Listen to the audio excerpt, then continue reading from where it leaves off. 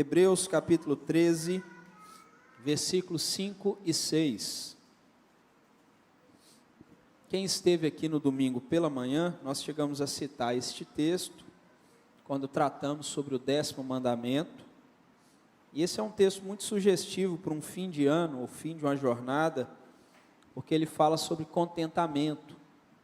E se tem algo no fim de uma jornada importante para se pensar, é sobre contentamento. Para quem, eu acredito que a maioria saiba, mas aqui a gente está diante de uma carta pastoral. É uma carta que é escrita àqueles irmãos judeus que haviam se convertido. Alguns deles estão bem propícios ou desanimados a retornarem para uma antiga fé, ou para o judaísmo novamente, porque são perseguidos, porque sofrem muita pressão. Então essa carta é escrita e, como nós estudamos também, nós vimos que melhor do que Jesus é impossível. Aqui você encontra o autor dizendo que Jesus é melhor do que tudo que era arquetipo ou era tipologia dele no passado. E quando nós estamos diante desse texto, nós vamos nos lembrar que esse verso 5 e verso 6, eles estão registrados primeiramente lá no Antigo Testamento, Deuteronômio capítulo 31, versículo 6, quando Moisés faz aquele discurso diante do povo, e também a Josué, ele fala exatamente as palavras finais desse verso 5, quando ele diz: esforçai-vos, animai-vos, não temais, não vos espantei diante deles, porque o Senhor vai contigo, Ele não te deixará, nem te desamparará, ou não te abandonará. Então nós encontramos esse mesmo trecho no Antigo Testamento, e o autor de Hebreus, ele tem já esse cuidado de voltar sempre ao Antigo Testamento para falar com o povo. Esse versículo também, ele pode ser tido como um remédio, e um remédio importante, ou antídoto, ou vacina, contra a insatisfação, contra a cobiça. Quando você olha para esse verso, ele nos chama a atenção para uma vida de contentamento, à medida que nós encontramos suficiência em Cristo. É interessante porque, tanto nesse texto como em outros textos da palavra, algo precisa ficar bem claro no nosso coração. Às vezes a gente confunde os mandamentos de Deus e as ordens de Deus como se fossem assim, conselhos de como viver, como fazer, o que fazer. Só que, na verdade, a maioria das vezes, Deus não dá conselhos, Ele dá ordens para nós. E aqui você encontra uma ordem direta de Deus. Então, nessa noite, nós vamos caminhar aqui passando, primeiramente, por essa ordem de Deus, falando sobre o contentamento. Em seguida, você encontra aqui uma promessa de Deus, dizendo que Ele estará conosco. E, por fim, no verso 6, você encontra uma afirmação que nós devemos fazer por toda a vida, que Deus é o nosso auxílio e a gente não precisa temer a nenhuma outra pessoa. Vamos ler o texto? Hebreus 13, versículo 5 e versículo 6, diz assim: seja a vossa vida sem avareza, contentai-vos com as coisas que tendes, porque ele tem dito: de maneira alguma te deixarei, nunca jamais te abandonarei. Assim, afirmemos confiantemente: o Senhor é o meu auxílio, não te temerei, que me poderá fazer o homem? Meus irmãos, nós vamos tirar daqui 3 lições para a nossa vida. A primeira delas é que o contentamento é um mandamento de Deus. E olha que esse mandamento de Deus, ele é um mandamento dos mais difíceis de ser realizado ou cumprido no decorrer da nossa vida. Não que ser contente seja difícil, mas viver esse contentamento com tudo que nós já temos, sem desejar além do que é necessário, não é uma tarefa fácil.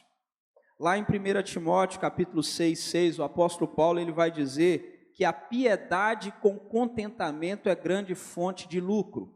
Não é a piedade de ter dó de alguém. Eu creio que os irmãos já saibam, a piedade aqui tem a ver muito mais com a sua vida devocional, leitura bíblica, oração, vida com Deus, os exercícios devocionais comuns, a boa obra que a Bíblia nos traz.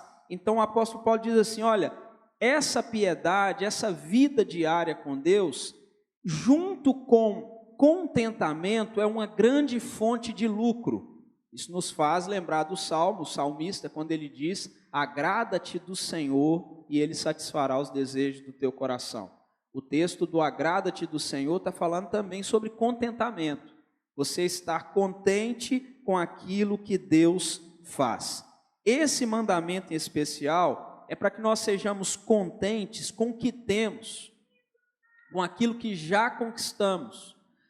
O texto nos chama muito a atenção, porque, como eu disse, ele se remete diretamente ao 10º mandamento. Porque o 10º mandamento diz: não cobiçarás, nem a casa do teu próximo, nem a mulher do teu próximo, nem o boi do teu próximo, nem o jumento do teu próximo, nem coisa alguma da casa do teu próximo.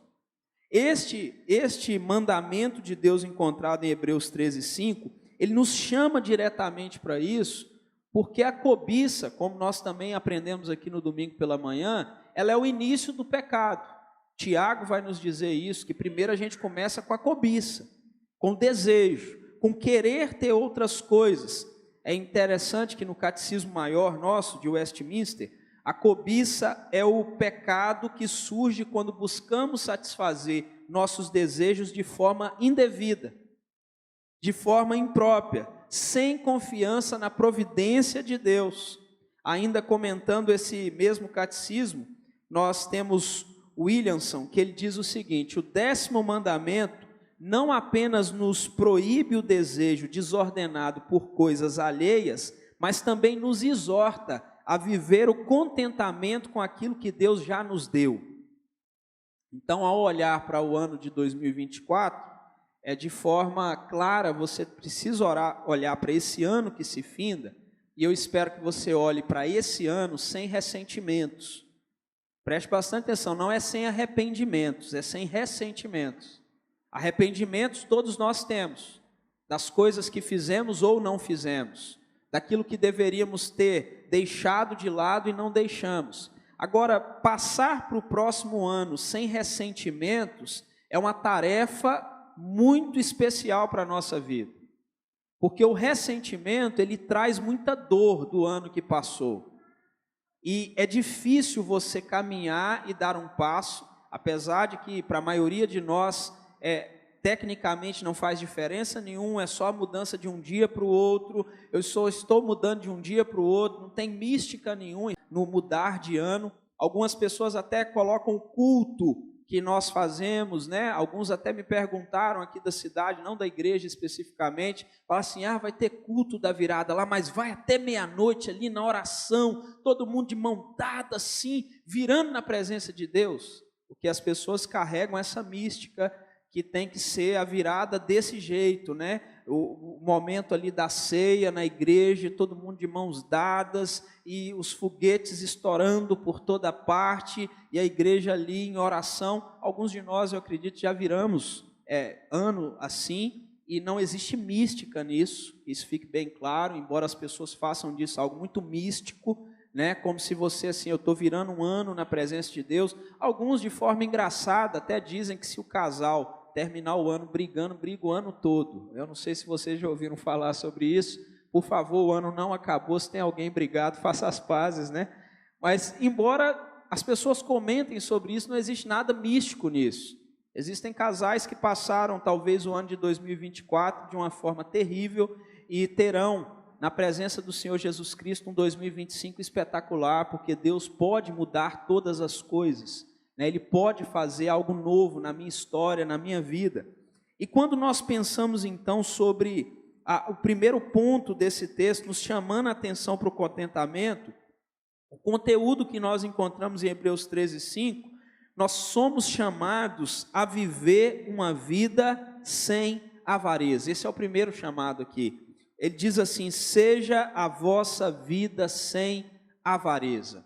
Meus irmãos, a palavra avareza aqui, ela está profundamente ligada a dinheiro, e não tem como você separar ela do dinheiro, e esse texto está nos chamando a atenção, dizendo: olha, viva a sua vida sem uma loucura na sua mente, no seu coração, para obter mais e para ter mais.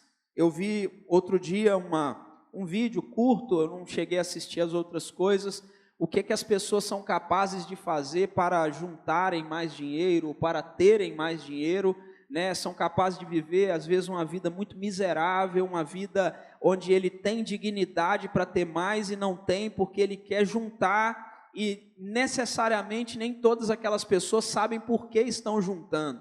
Então esse texto não nos chama para esse tipo de atitude. Quando o texto diz, seja a vossa vida sem avareza, é você dizer, então não vou comprar mais nenhum chinelo, vou colocar sempre ali, né, o grampo para segurar esse chinelo, eu vou reformar todos os meus calçados. Nada disso é errado, glória a Deus que você tem inteligência até para fazer isso, mas o texto está nos chamando para viver uma vida onde nós não nos matamos e não matamos as outras pessoas e não nos esforçamos tanto para adquirir, para ter e para conquistar de forma desordenada, fora daquilo que Deus quer para nós.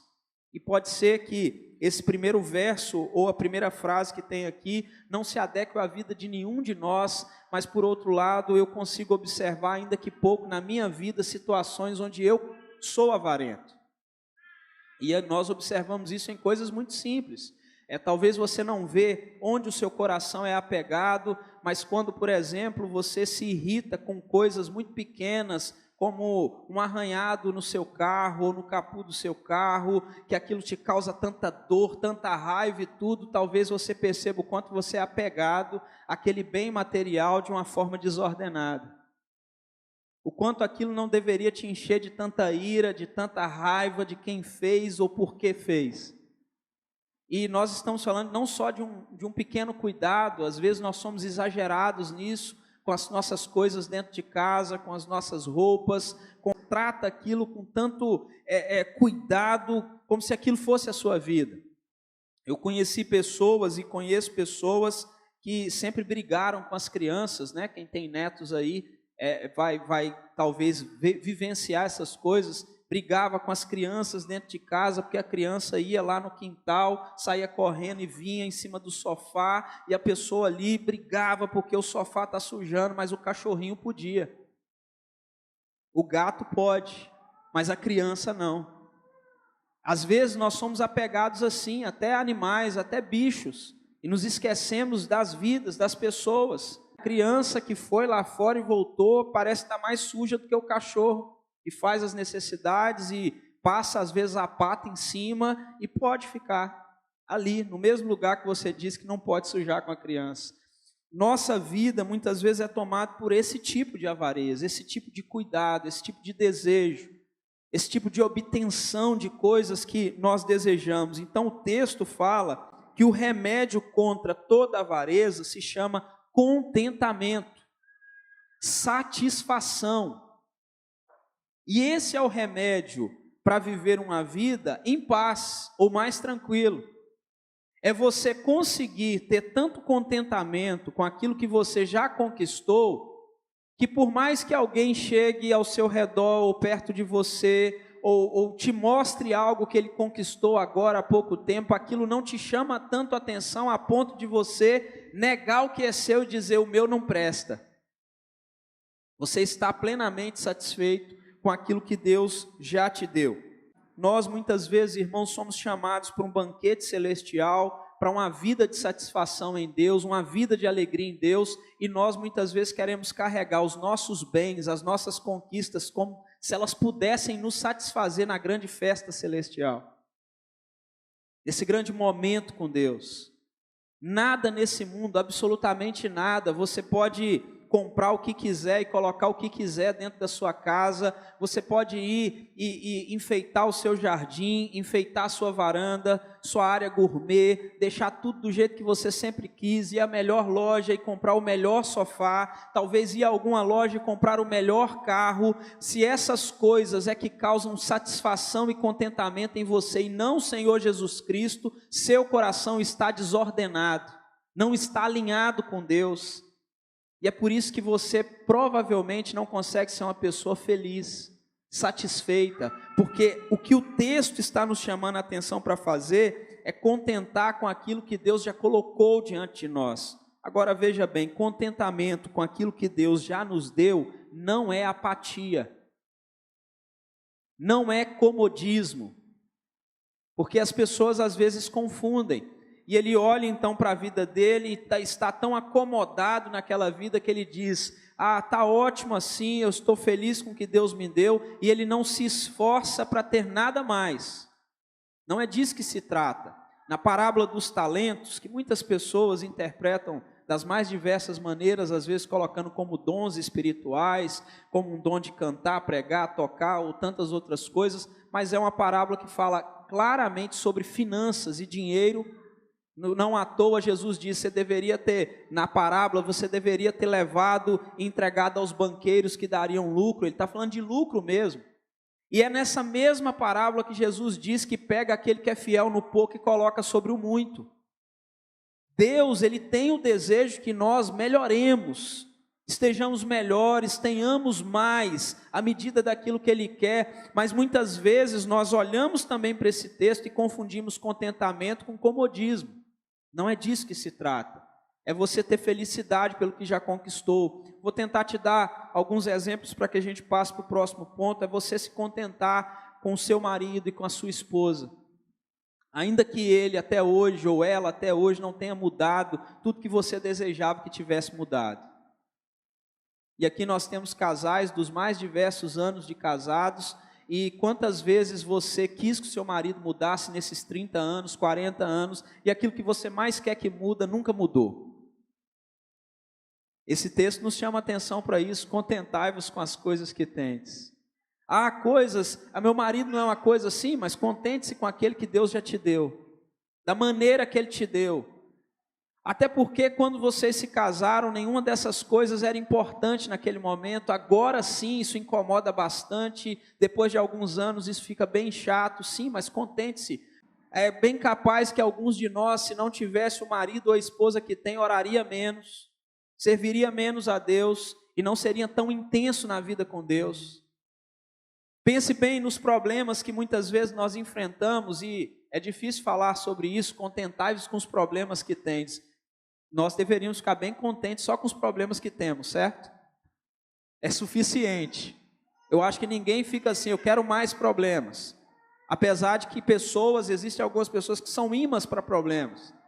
Mas nós deveríamos ficar contentes. Mas você já imaginou que é através de muitos dos nossos problemas e dificuldades que nós servimos a Deus com mais vigor, com mais identidade, com a busca mais intensa? E eu nem estou dizendo que você não deva orar para Deus tirar esse problema da sua vida, pelo contrário, problemas devem sair mesmo da nossa vida, mas alguns deles nos fazem pessoas mais piedosas, mais crentes, de uma busca mais intensa diante de Deus. Olhe para os filhos que você tem, e talvez você, ao olhar para os seus filhos, você acha que é pouco. Tenho 2, eu estou achando pouco. Contente-se com os filhos que Deus já te deu. Talvez quando chegar o 3º, ou o 4º, ou o 2º, você vai olhar e nem vai dar conta. Vai ser pesado. Louve a Deus por aquilo que Ele já te entregou. Talvez ao olhar para a sua própria casa, você olha para a sua casa com desejo de mudanças.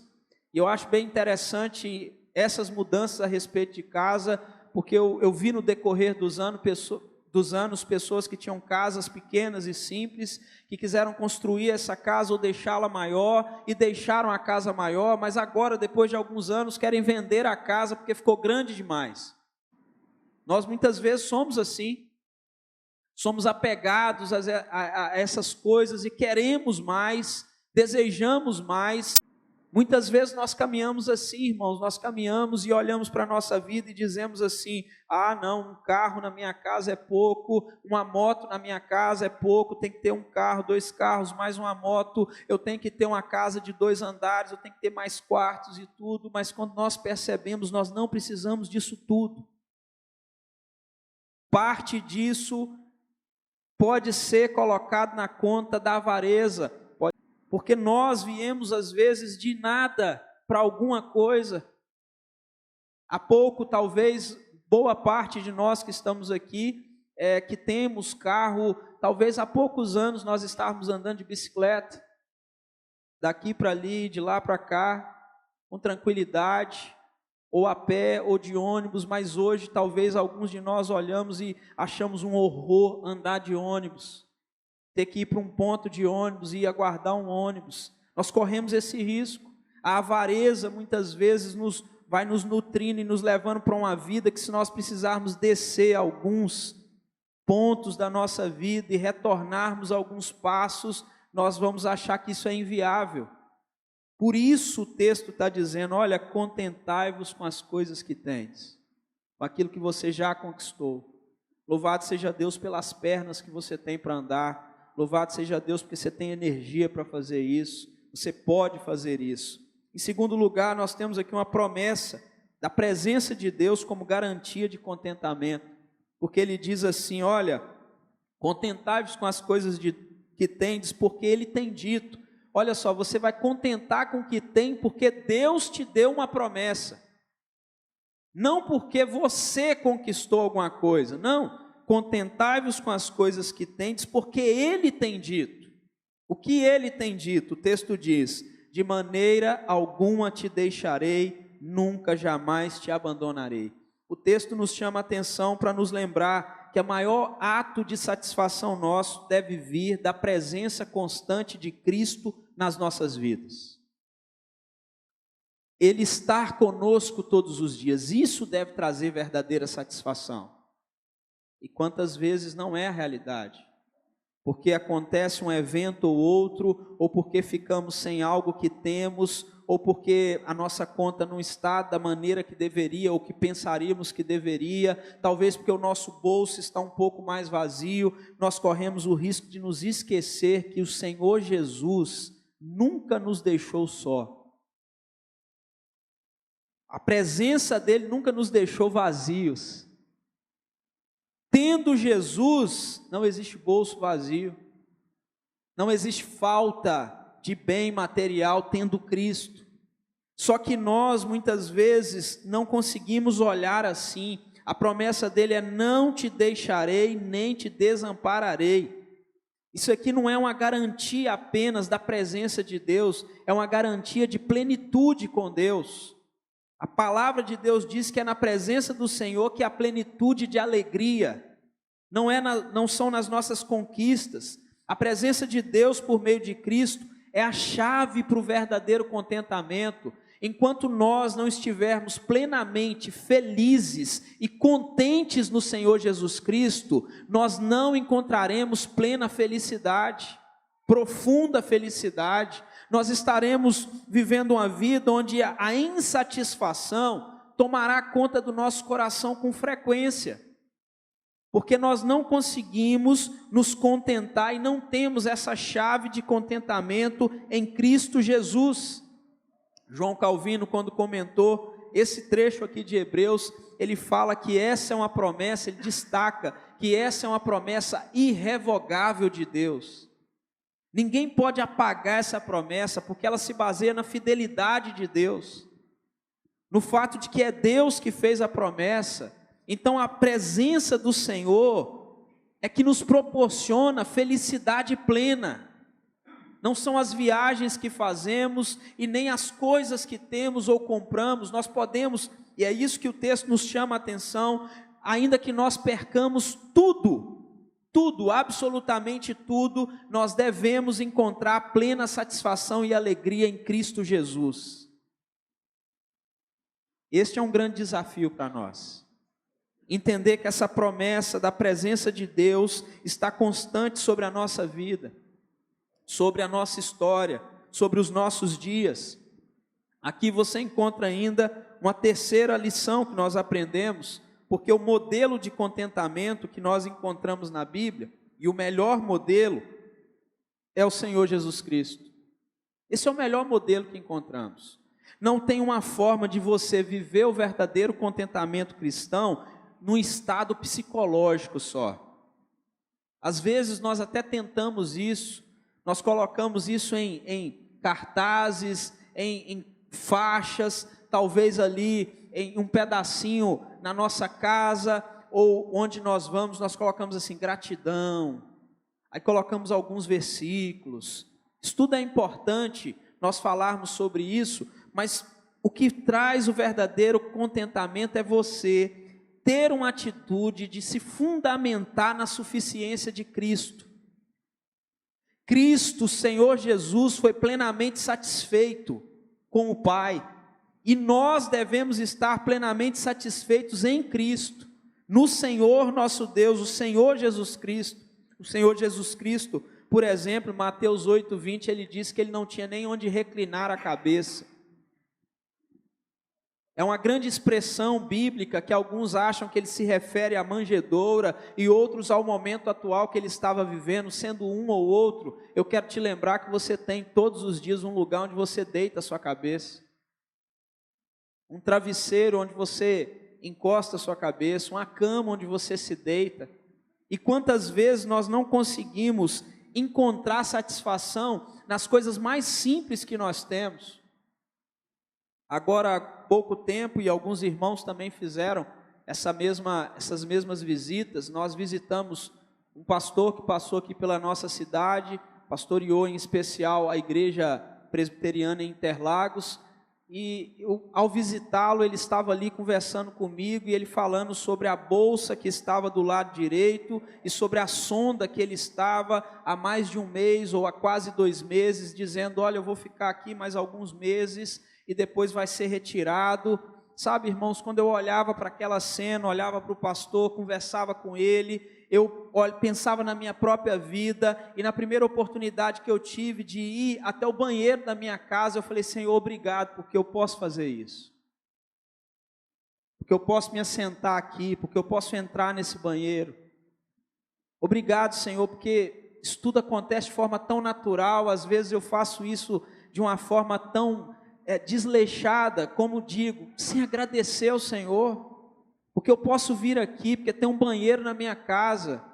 Quantas vezes, irmãos, nós estamos indo até a mesa para almoçar, para tomar um café da manhã, um café da tarde, desleixados, com a vida de gratidão. Nós vamos sempre com o nosso smartphone à mão, vendo algum vídeo, vendo alguma notícia, respondendo alguém, vendo alguma coisa, e nos esquecemos até mesmo de observar a comida que está no nosso prato, de olhar para aquilo que está diante de nós, o grande privilégio que temos de sentar a uma mesa, de poder fazer uma refeição. Quantas pessoas são ingratas, porque se não tiver 2 tipos de carne, para ele não é comida.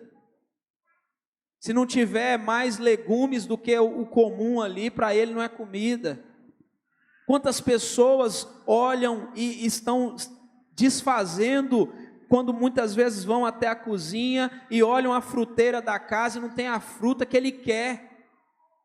Tem ali alguma fruta, mas não é o que ele quer. Quantas pessoas abrem suas geladeiras, olham e dizem, não tem nada interessante aqui. Ele sempre quer algo que não tem ali, algo que não chegou à mesa dele, e Deus, pela graça dele, tem nos dado frutas da estação, que nós podemos aqui, um domingo à noite, pegar uma sacola, encher a sacola e levar para casa. Mas, de repente, não serve. Tem que ser aquela outra, daquele outro tipo, daquela outra maneira, não pode ser essa. O modelo que nós temos de contentamento está em Cristo, que estava plenamente satisfeito no fato de não ter onde reclinar a cabeça, de ter que usar a casa de Marta, Maria e Lázaro para repousar durante uma de suas viagens, de não ter o alimento quando precisava, de pedir ajuda a uma mulher para beber uma água. Cristo estava plenamente satisfeito em caminhar de uma cidade para outra, pregando o evangelho e curando pessoas. Não tinha um carro, não tinha uma bicicleta. Quando usou algum tipo de locomoção, foi o jumentinho que o levou andando para cumprir uma profecia. E quantas vezes nós não entendemos isso? Francis Schaeffer, pastor presbiteriano, missionário, mas conhecido como um grande pensador, ele dizia que o problema do materialismo moderno é a busca incessante por satisfação em coisas que nunca preenchem. A busca em satisfação por coisas que nunca preenchem. Isso me faz lembrar de um colega meu, o Abraão, que o Abraão falou que muitas pessoas vivem a vida comendo fandangos. Sempre está ali comendo alguma coisa que nunca enche de verdade. Traz uma alegria momentânea, uma satisfação momentânea, mas nunca é aquele alimento sólido. E correr atrás desse materialismo moderno, dessa cultura moderna, é justamente você buscar satisfação em coisas que são vazias. Então, Francis Schaeffer diz, em vez de você buscar satisfação nas posses ou no status, você deve buscar satisfação na identidade em Cristo Jesus, que é a fonte de todo contentamento. Mas o nosso contentamento, ele vem do que somos em Cristo Jesus, santificados em Cristo, justificados em Cristo, salvos em Cristo, transformados em Cristo, mudados em Cristo, maduros em Cristo. Não nas coisas. E nós vamos vivenciar essa luta, e o grande desafio, quando um tempo se termina, ou um ano termina, e inicia um novo ano, é justamente esse: olhar para esse novo ano e dizer: Senhor, me ajude a me satisfazer completamente em Cristo Jesus e naquilo que Ele fez por mim, naquilo que Ele realizou na cruz do Calvário. De modo geral, as pessoas que mais são infelizes, ou pelo menos as que eu acompanho, que eu vejo mais tristeza, não são as pessoas que menos têm, são as pessoas que mais têm. Que talvez a maioria das outras pessoas, se dissesse assim: você quer trocar de vida com aquela pessoa ali? A maioria diria assim: claro, óbvio que eu quero trocar. Ele tem uma condição muito boa, uma vida muito boa, tem negócios, tem posses, mas muitas vezes gente crente, repleto de posses, que é infeliz. E eu só posso confirmar pela Bíblia que essa infelicidade vem porque não encontrou satisfação em Cristo, no Senhor da história. Porque a nossa satisfação precisa estar no modelo que é o Senhor Jesus Cristo. Então, o verdadeiro contentamento, e esse texto nos chama a atenção para sermos maduros nisso, o verdadeiro contentamento não é acumular coisas, mas encontrar paz no Senhor Jesus Cristo. Apesar de não ver uma mudança agora, apesar de não ver uma transformação agora, apesar de não ver um progresso agora, apesar de não ver uma prosperidade agora, talvez você não veja as coisas mudando de imediato, talvez você não consiga perceber que o tempo vai mudar, mas ainda assim você é plenamente satisfeito no Senhor Jesus Cristo, no Deus eterno. O mundo em que vivemos, ele é marcado por insatisfação crônica. Se tem algo que é crônico no nosso mundo, é essa insatisfação. As redes sociais, o consumismo, o materialismo promove a ideia de que nunca temos o suficiente. Não sei se você repara isso, tanto que eu reparo, mas o seu carro nunca é bom o suficiente. Sua casa nunca é boa o suficiente. Seu cabelo nunca está bom o suficiente. Suas roupas nunca são boas o suficiente. E assim nós vamos vivendo nesse mundo que promove uma ideia crônica de insatisfação. Quantas vezes eu ouço de cristãos dizendo sobre as suas igrejas, e eles então vão, não há nada de errado, se for da vontade de Deus que isso seja feito, a pessoa se deslocar de um local para o outro, mas quantas vezes a principal da mudança da pessoa de uma igreja para outra se dá na insatisfação. De dizer: as coisas não estão como eu gosto, não funcionam do jeito que eu gosto, eu não estou me agradando mais dessas coisas, mas nunca tem a ver com satisfação ou insatisfação que possa dizer assim: não é bíblica aquela igreja não anda com Deus, aquele pastor não prega a palavra. A maioria das vezes tem a ver com insatisfações pessoais, íntimas. E nós olhamos então para esse mundo, a igreja ela está invadida também por isso, por essa insatisfação crônica, mas nós não podemos nos esquecer, a base do contentamento não depende de circunstâncias externas, não depende daquilo que você tem ou não tem, mas a nossa suficiência deve estar em Cristo. Como cristão do século 21, nós precisamos lembrar que o maior bem que possuímos é a presença de Deus. E no fim das contas, quando Deus nos chamar desse mundo, é tudo que restará, é tudo que nos acompanhará, é tudo que teremos, a presença de Deus. E é tão lindo olhar nas Escrituras, em Apocalipse, dizendo que a presença do Senhor preenche todo o céu.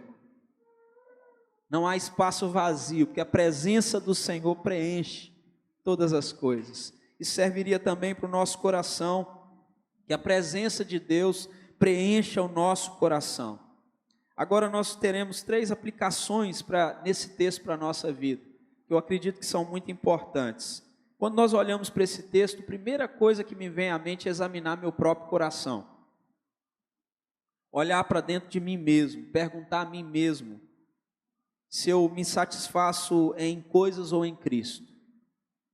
Uma boa forma de fazer essa pergunta e esse exame do coração é perguntar ou perceber qual que é o motivo das suas reclamações ultimamente. Ou no último ano, do que você reclamou? O que te trouxe insatisfação?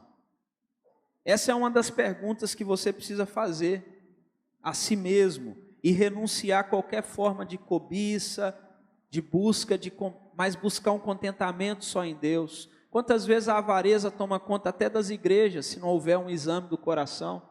Quando eu falei de pessoas deslocando de um lugar para o outro, quantas vezes as pessoas mudam de igreja por avareza e cobiça? Ah, porque lá tem isso, porque lá acontece aquilo, porque lá colocaram tal coisa, porque lá é maior, porque lá tem mais gente. Quantas pessoas têm mudado de igreja para fazer network? Para fazer alinhamento com pessoas do mesmo setor, para conseguir mais amizade, para fazer os negócios melhores, fazendo da igreja um clube social e não um lugar onde servimos e buscamos a Deus. Então, a primeira aplicação para a nossa vida é nós examinarmos o nosso próprio coração e vermos se há algum ponto na nossa vida de insatisfação e se essa insatisfação tem a ver com cobiça e avareza, porque se tiver, nós precisamos orar e dizer: Senhor, eu quero buscar a plena satisfação no Senhor. Segundo lugar, nós precisamos cultivar a gratidão, e este é um cultivo muitas vezes um pouco mais penoso para nós, porque é difícil todos os dias para nós agradecermos. Qual foi a última vez que você, marido, vou colocar os maridos, porque na maioria das vezes são as mulheres que fazem a comida em casa, qual foi a última vez você, marido, que você pegou aquele prato de comida e agradeceu a sua esposa por ter feito a comida? Elogiou a comida,